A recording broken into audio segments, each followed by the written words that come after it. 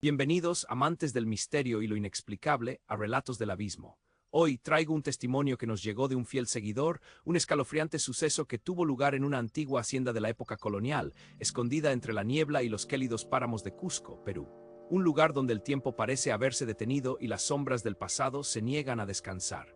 Antes de sumergirnos en la oscuridad de esta historia, les pido que apoyen el canal con su pulgar arriba, se suscriban si aún no lo han hecho y dejen en los comentarios desde dónde nos escuchan. Si tienen un relato propio, no duden en enviárnoslo, quizás el suyo sea el próximo en ser narrado. Ahora apaguen las luces, suban el volumen y dejen que el miedo les envuelva. Mi nombre es Ricardo y lo que les contaré me ocurrió hace unos años. Había heredado la hacienda La Soledad, un lugar enorme, casi ruinoso, que mi abuelo dejó al morir. Fui con la intención de restaurarla un poco, pero principalmente de venderla. Yo era un hombre de ciudad, escéptico por naturaleza, nunca creí en fantasmas ni patrañas. Para mí, la soledad era solo un montón de piedra y madera vieja, un buen negocio, nada más. Pero la hacienda era eso, soledad pura. A kilómetros a la redonda no había un alma, solo la montaña. El viento helado y un silencio abrumador que se metía hasta los huesos. Las paredes gruesas, cubiertas de moho y leyendas, guardaban siglos de historias que yo, ingenuamente, pensaba que nunca me afectarían. La casa era inmensa, con pasillos que parecían no terminar nunca, habitaciones oscuras y un patio central que se sentía vacío y gigantesco bajo el cielo andino. La primera semana no pasó nada que no pudiera explicar. Pequeños crujidos, como si la madera vieja se asentara o el ulular del viento que se colaba por las grietas de las ventanas. Cosas normales en una construcción con más de 200 años de antigüedad. Pensé que era el viento, los ratones, la casa vieja hablando consigo misma. Mis dos perros, dos pastores alemanes enormes y valientes, me acompañaban y su presencia me daba una falsa sensación de seguridad. Luego todo cambió. Empecé a escuchar cosas. Al principio eran sonidos sutiles, casi imperceptibles, como un roce de tela o un suspiro lejano. Los atribuía a mi imaginación, al cansancio, a la peculiar acústica del lugar, pero con el paso de los días, esos sonidos se hicieron más definidos, más inquietantes. No eran solo crujidos, eran pasos lentos, pesados, arrastrando algo por el pasillo de la planta superior, justo encima de mi habitación. A veces curaba escuchar murmullos, voces ahogadas que parecían venir de las habitaciones cerradas con llave. Mis perros, que al principio dormían plácidamente a mis pies, comenzaron a inquietarse.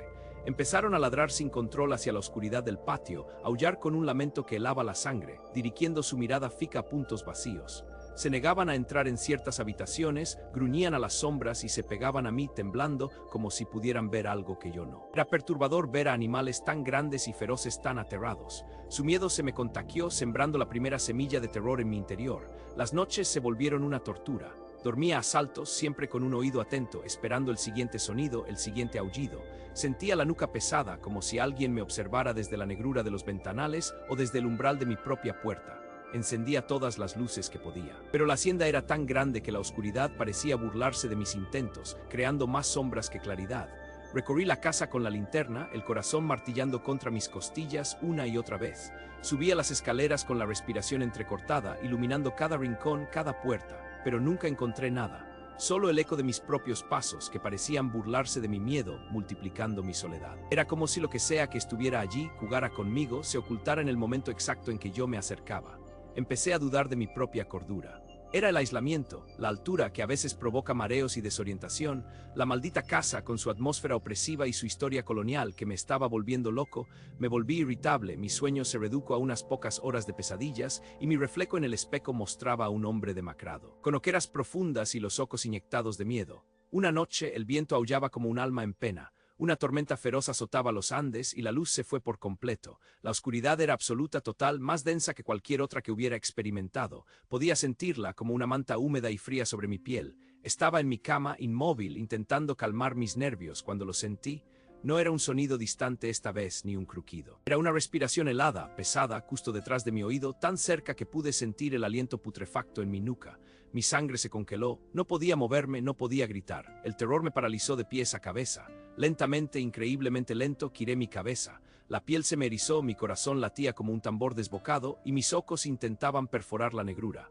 Y entonces, en la penumbra que apenas decaba la tormenta, la luz intermitente de un relámpago lejano, lo vi. Una silueta alta, delgada, vestida con ropas antiguas y oscuras como de luto.